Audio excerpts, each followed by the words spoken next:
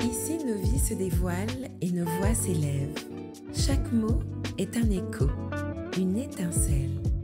On y partage nos réalités, nos rêves, en toute intimité. Bienvenue chez Tel Quel. Première femme à diriger un aéroport en France, Nathalie Sébastien nous dévoile son parcours et les coulisses de son leadership. Bonsoir à toutes et à tous, bienvenue pour ce nouveau numéro de votre émission intimiste Tel Quel. Ce soir, j'ai l'honneur et le privilège de recevoir une femme dont le parcours force l'admiration. Première femme à présider un directoire d'aéroport en France et pas n'importe lequel, l'aéroport Martinique-Aimé Césaire. Madame Nathalie Sébastien, bonsoir. Bonsoir Caroline. Comment ça va? Très bien.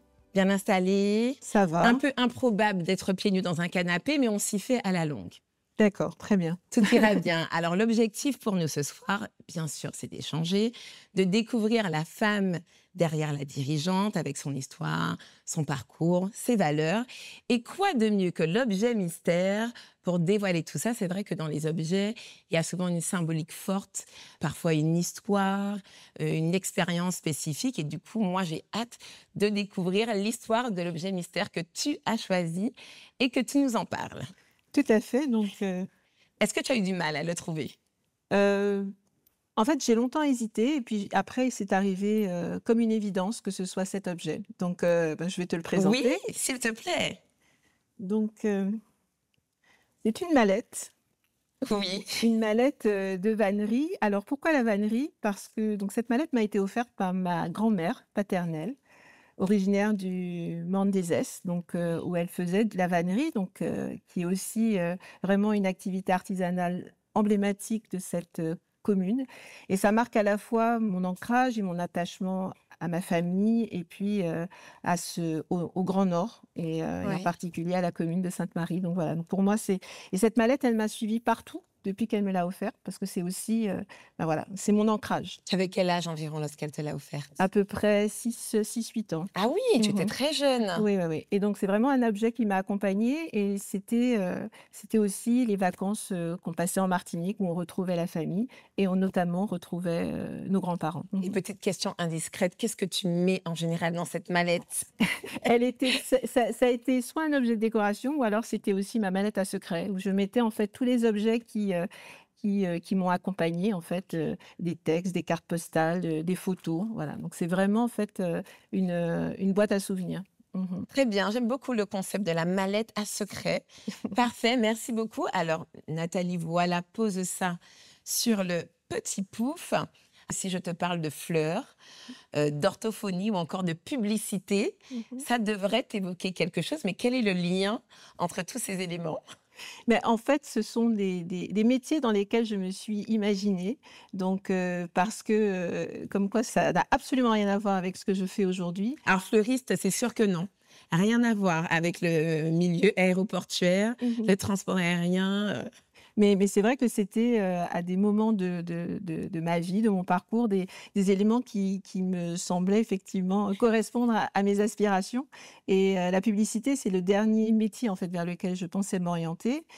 En fait, quand j'arrive en école de commerce, donc après une classe préparatoire, donc je me dis voilà, je vais devenir la reine de la publicité.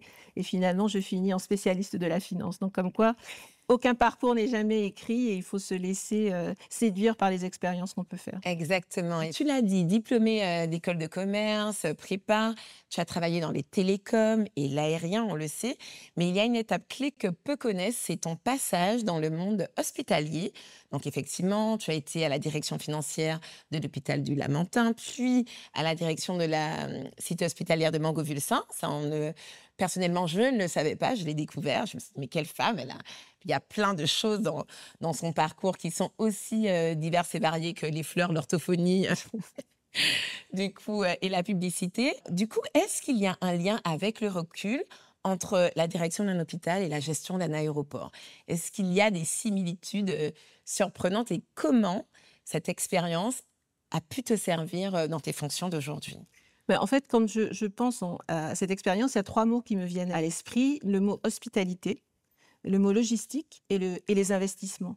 Alors, hospitalité, tant dans un hôpital que dans un aéroport, il s'agit d'accueillir des gens et de leur permettre d'avoir la meilleure expérience possible. Quand on vient dans un hôpital, on y vient parce qu'on a effectivement une pathologie.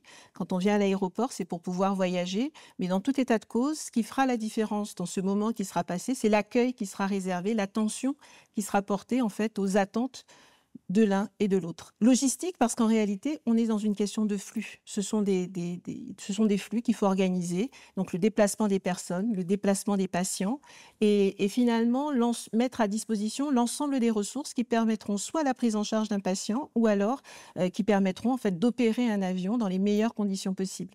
Donc c'est pour ça que je parle de logistique et de flux logistique. Et puis investissement, on est dans 2 activités qui sont capitalistiques. On ne peut pas imaginer en fait d'accueillir une activité hospitalière sans faire un investissement. Et tu parlais de Mangovulsin, ça a été vraiment un investissement significatif qui a permis de faire évoluer la prise en charge des patients sur cette région du centre. Et un aéroport, bien évidemment. Quand on arrive en fait à saturation, quand les capacités ne sont plus là, quand on a des mises en conformité réglementaire ou bien la volonté d'améliorer la qualité de service, ça passe aussi par des investissements. Donc finalement, on peut penser que ces univers sont différents, mais en réalité, il s'agit de créer du lien et d'accueillir des personnes dans les meilleures conditions possibles. Ouais. Et en parlant d'investissement, il y a quelques mois, donc, tu as eu le plaisir d'inaugurer cette nouvelle extension. Mmh. Donc, tu es clairement dedans à ton arrivée, justement, en tout cas, à la présidence du directoire. Ça représente quoi pour toi, ce moment où on arrive en fait à un aboutissement qui avait commencé avant toi, mais qui s'est clôturé, peut-être même qui Mmh. continue avec toi? C'est vrai que bon, je suis arrivée à l'aéroport en 2014, donc c'est vrai que ce projet de Ouais. transformation, j'y ai contribué, donc en étant dans l'équipe de direction. Mais c'est véritablement un aboutissement et surtout la conviction que cet outil va permettre à la fois d'accompagner le développement de la Martinique, de permettre également aux Martiniquais qui veulent voyager de le faire dans les meilleures conditions possibles et surtout pour les personnes qui nous visitent, que cette porte d'entrée en Martinique leur montre en fait tout le savoir-faire et toute l'excellence qui peut exister en fait en Martinique. Donc oui, vraiment très très contente parce que la particularité de ce chantier, c'est on l'a fait alors que l'aéroport était toujours en exploitation. Donc ça veut dire qu'il a fallu beaucoup d'adaptation, tant pour les compagnies aériennes que pour les commerçants qui sont présents, pour les Et les collaborateurs passagers? de la SAMAC, les passagers. Et alors c'est vrai que ça a été des années qui ont été compliquées, mais ce que je retiens, c'est vraiment le collectif et comment quand on sait que finalement on travaille pour un but qui est commun, quelque part oui, on est prêt à accepter, quelques désagréments et puis je pense qu'aujourd'hui, en tous les cas, ce sont les retours que j'ai, une grande fierté des Martiniquais d'avoir un outil comme celui-ci et puis quand les touristes nous visitent, ils sont ravis de pouvoir être accueillis dans ces conditions. On suppose qu'il y aura toujours encore d'autres étapes, Oui. d'autres perfectionnements, d'autres améliorations. Mais c'est déjà une très belle étape de Mmh. franchie. Bravo pour ça. Alors, tu en as parlé, changement de décor en 2014. Tu arrives à l'aéroport Martinique Aimé Césaire, mais en tant que directrice des affaires financières. Mmh. Puis, si je ne dis pas de bêtises, 2018, directrice générale adjointe. Mmh. Et puis, 2023, à la présidence donc, du directoire de la SAMAC. Fonction à très haute responsabilité. Comment tu as vécu cette arrivée à la présidence? Est-ce qu'à un moment, tu as douté? Est-ce que tu as été toujours, confiante sur, ta capacité à y arriver? Et si tu as eu des doutes, comment tu les as surmontés? Alors, c'est une question effectivement intéressante. C'est vrai que quand j'ai été recrutée, il y avait cette perspective qui avait été brossée, mais c'est normal aussi, hein, quand on recrute quelqu'un, de lui montrer qu'il pourrait y avoir en fait une possibilité d'évolution. Mais quand les choses sont devenues, concrètes, parce que le processus de recrutement pour le poste de présidente du directoire a été extrêmement, concurrentiel et exigeant avec un nombre, important de candidats qui ont été chassés de façon à ce que le poste soit tenu par le meilleur profil possible. Plusieurs dizaines, plus de 100? 200. Énorme. Mmh. 200 candidatures. Ouais, ouais. Donc, alors c'est vrai effectivement que quand on est dans le processus de recrutement, il y a des moments effectivement où je me suis interrogée en me disant: «Mais est-ce que véritablement tu es la personne, qui est, la plus appropriée pour ce poste?» Et puis j'ai réfléchi aussi à pourquoi je voulais le faire, quelle vision en fait je voulais, donner, quelle impulsion je souhaitais donner en fait à l'aéroport, dans quelle dynamique je souhaitais l'inscrire. Et je me suis dit: «Bon, bah, de toute façon, il faut y aller». Alors peut-être une part d'inconscience en me disant: «Mais de toute façon, soit ça fonctionne, soit ça fonctionne pas, mais en tout état de cause, pourquoi ne pas tenter?» Mmh. Alors après effectivement, une fois qu'on est en poste, donc il y a une feuille de route qui est dressée, il faut s'en emparer et commencer à décliner les projets.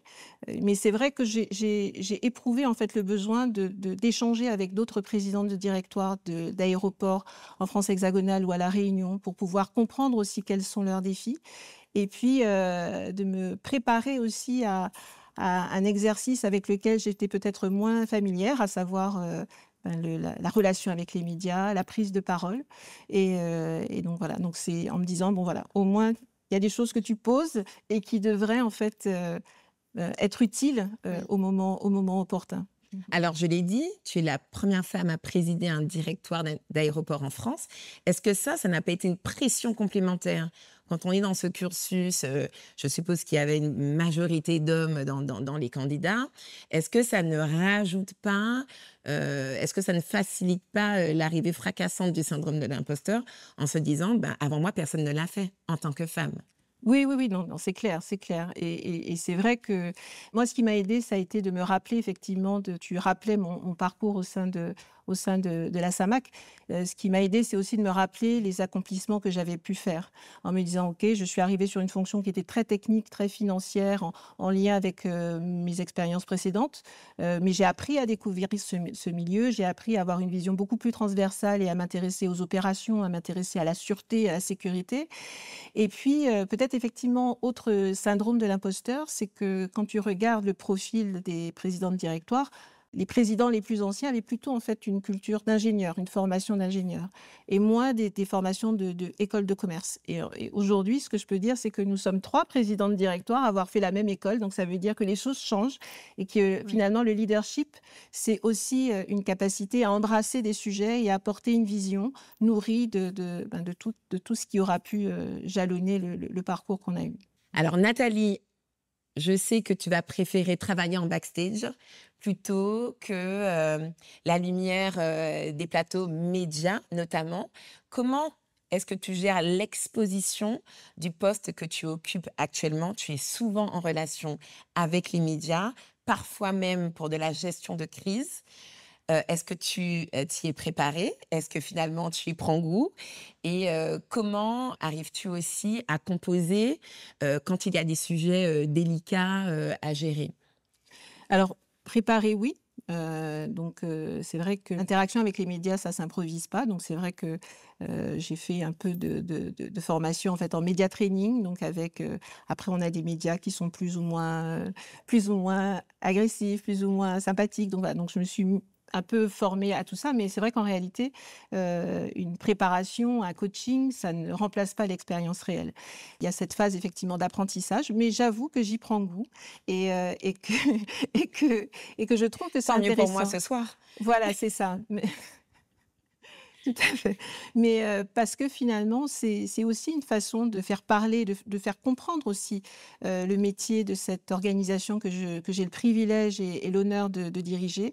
C'est aussi une façon de pouvoir mettre en valeur les collaborateurs, l'équipe qui constitue ce superbe aéroport et honnêtement, on a des collaborateurs qui sont extrêmement talentueux et puis, je pense qu'il y a aussi peut-être une valeur d'exemple de montrer aussi aux jeunes filles, aux jeunes femmes que c'est possible d'occuper ce type de poste, même si on pense que le secteur de l'aérien est un secteur qui est plutôt, masculin. Non, qu'elles ont aussi leur place, elles ont des choses à apporter parce que le milieu professionnel s'enrichit de la diversité, s'enrichit de l'inclusion, donc voilà. Voilà, donc on l'a dit, diriger un aéroport, c'est un défi de taille, Mmh. mais malgré la complexité de la fonction, il y a certainement des choses qui te portent au quotidien. Mmh. Qu'est-ce que tu aimes le plus dans cette fonction? Qu'est-ce qui fait que tu as envie de te lever le matin et de partir, à la rencontre de tous ces challenges, tous ces défis, Mmh. au quotidien? La première chose, c'est que l'aéroport, nous sommes un territoire insulaire. Sans aéroport, c'est extrêmement compliqué de se déplacer et de se dire que, ben, quelque part, je participe en fait à la possibilité pour les Martiniquais de se déplacer, d'aller à la découverte du monde et permettre à ceux qui sont à l'extérieur de venir découvrir la Martinique, je trouve ça extraordinaire.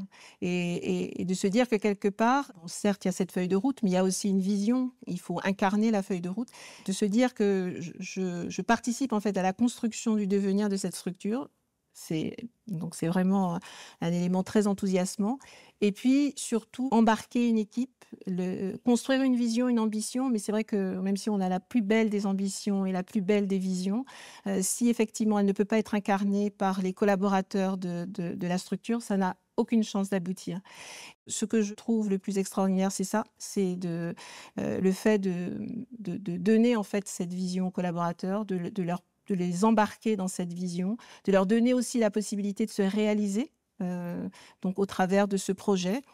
Et de vraiment leur donner le sentiment que eux, quelle que soit la fonction qu'ils occupent, et je le dis souvent, quelle que soit la fonction qu'ils occupent au sein de l'aéroport, ils participent à cet ensemble. Et ce que je souhaite, c'est que chacun, là où il est, fasse ce qu'il a à faire de la meilleure des façons possibles, parce que derrière, c'est l'excellence martiniquaise dont on veut faire la démonstration. Puis d'anticiper l'avenir, d'anticiper la suite, de façon en fait à ce que nous ne soyons pas en fait en décalage par rapport aux enjeux aux enjeux du territoire et aux enjeux de notre secteur d'activité. Ouais, en parlant d'avenir et d'enjeux, quels sont aujourd'hui les grands défis du transport aérien en Martinique? Comment y faire face selon toi? Alors en fait, bon, pour moi, il y a un premier enjeu qui est un enjeu qui est lié en fait à la transition écologique, énergétique. Il y a eu beaucoup d'aviation bashing ces dernières années et donc si on écoute certaines Qu'est-ce que personnes, l'aviation bashing pour nos téléspectateurs? alors en En réalité, 2 mots. en 2 mots, donc en fait, un certain nombre de personnes considèrent que pour pouvoir préserver la planète, on ne devrait pas faire plus de 2 voyages ou un voyage dans sa vie. Donc il y a vraiment beaucoup de critiques qui sont formulées. Oui. Néanmoins, pour un territoire comme le nôtre, qui est insulaire, où le tourisme aussi joue une place importante, nous avons en fait, l'enjeu pour nous, c'est de devenir un territoire durable. Oui. Et ça passe aussi, bah, quelque part, par le fait que nous puissions mettre en place un transport aérien durable. Donc proposer des installations, des infrastructures sur l'aéroport qui permettront de ne plus utiliser des énergies carbonées qui contribuent en fait à des émissions de CO2. C'est aussi proposer, nous sommes aujourd'hui le plus gros consommateur énergétique, donc il y a aussi un enjeu de proposer d'autres formes d'énergie. Donc, et si on ne participe pas en fait à ce tournant, quelque part, j'ai presque envie de dire que c'est le développement économique de la Martinique qui peut être remis en question. Donc ça, c'est le premier défi. Et puis peut-être aussi parce que la population enfin, mondiale change aussi son regard par rapport à l'environnement, peut-être aussi réfléchir à un autre type de clientèle, peut-être être moins sur du long courrier, plus sur du moyen courrier, parce que c'est aussi moins d'émissions de CO2, moins d'impact sur la planète. Donc c'est réfléchir aussi l'offre de dessert, réfléchir aussi Développer une dynamique plus caribéenne? exactement caribéenne ou alors même par rapport à nos voisins américains, Bien. Amérique du Nord, Amérique du Sud, Oui. pour qu'ils puissent en fait venir découvrir notre territoire.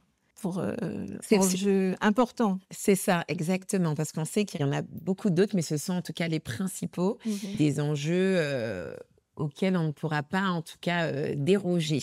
Tout à fait. C'est cela. Alors, du coup, moi, j'aimerais savoir, puisqu'on parle d'avion, d'aéroport, de destination, si tu pouvais piloter un avion et aller où tu veux, avec la personne ou les personnes de ton choix, quelle serait cette destination rêvée et avec qui tu irais à cet endroit, si tu voulais le faire maintenant?